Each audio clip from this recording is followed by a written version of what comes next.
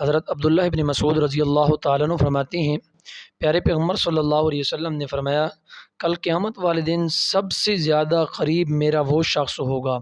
یعنی کہ میرا پڑوسی وہ شخص ہوگا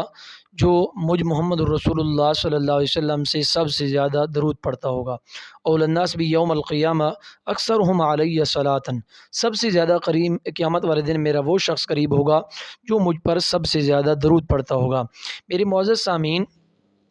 اللہ کے پاک پیغمبر صلی اللہ علیہ وسلم سے حضرت ابو بکر صدیق رضی اللہ تعالیٰ عنہ بھی روایت کرتے ہیں، فرماتے ہیں کہ پیارے پیغمبر صلی اللہ علیہ وسلم نے فرمایا، کل قیامت والے دن میں محمد الرسول اللہ اس شخص کی سفارش کروں گا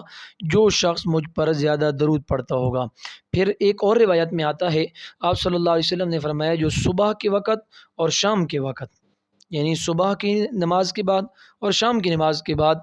10 مرتبہ مجھ محمد رسول اللہ صلی اللہ علیہ وسلم پر درود پڑھے گا، کل قیامت والے دن میں محمد رسول اللہ اس کی سفارش کروں گا۔ میرے محترم سامعین، معزز ناظرین، دیکھیے صرف صبح کی نماز کے بعد اور شام کی نماز کے بعد 10 مرتبہ پڑھنے سے کتنا بڑا مقام مل رہا ہے کہ کل قیامت والے دن اللہ کے محبوب ہماری سفارش فرمائیں گے۔ نمبر 2، اگر بہت زیادہ ہم پڑھیں گے تو پھر کل قیامت والے دن اللہ کے محبوب کی قربت نصیب ہوگی، اور اس سے بڑی کوئی نعمت نہیں ہے۔ اللہ عمل کی توفیق عطا فرمائے۔